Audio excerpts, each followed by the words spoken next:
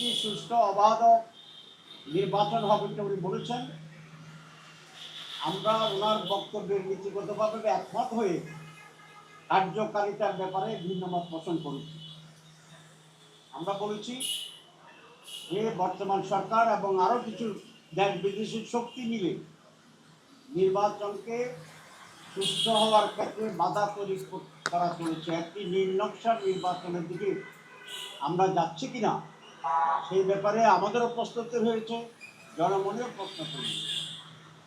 কারণ হিসেবে আমরা বলেছি যে এই সরকার লন্ডনে গিয়ে নির্বাচনের তারিখ ঘোষণা একটি দলের সাথে বৈঠক করে এটা নজিরবিহীন ঘটনা এবং এতে করে তার নিরপেক্ষতাপূর্ণ হয়েছে এবং একটি দলকে বেনিফিট দেওয়া হয়েছে মানুষের পারসেপশনের ক্ষেত্রে যে এই দলটি আগামী নির্বাচনে ভালো। উনি আজকে আমাদের সাথে বলেছে জুলাই চার্টার এটা ওনারের সাবজেক্ট এবং এটা হইতে হবে, কিন্তু এটা অর্জন না করে নির্বাচনের ট্রেন ছেড়ে দেওয়াটা এক ধরনের আমি কি বলবো এক ধরনের ভুল সিদ্ধান্ত। কারণ একটা দল যেভাবে চেয়েছে সেভাবে হয়েছে, তারা নির্বাচনে দিয়ে গেছে। আর বাকি সকল মেজর দল কিন্তু আমরা এই বিষয়ে এক আছি যে জুলাই সনদের বাস্তবায়ন করতে হবে। আমরা এই জন্য লড়াই করছি, দাবি করছি। আর একটি দল এটা ছাড়াই এগিয়ে যাচ্ছে।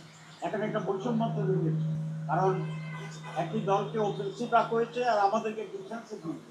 আমি তোমাকে বলেছি এখানে লেভেল প্লেইং ফিল্ডের যে ইস্যুটি এটা পূর্ণ হয়েছে এবং এটা আপনাকে ঠিক করতে হবে, নির্বাচনের আগেই ঠিক করতে হবে। সরকার একটা বাস সিস্টেম ক্রিয়েট করতে পারে না, একটা চাঁদাবাজকে ধরে শাস্তি দিতে পারে না।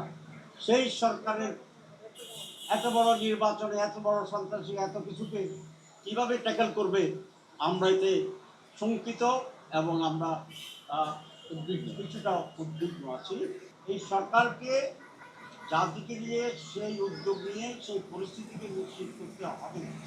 আর যদি সেরকম একটি সুষ্ঠু অবাধ নির্বাচনের দিকে না গিয়ে যদি পরিকল্পিত একটি ডিজাইন ইলেকশনের দিকে যায়, তাহলে গণতন্ত্রকামী দেশপ্রেমিক ভারত বিরোধী শক্তির পক্ষে এরকম পরিকল্পিত নকশাল নির্বাচনে অংশগ্রহণ করার সুযোগটা সংকুচিত হয়ে যাবে, যা দেশের জন্য কোনোভাবেই কল্যাণকর হবে বলে আমরা মনে করি।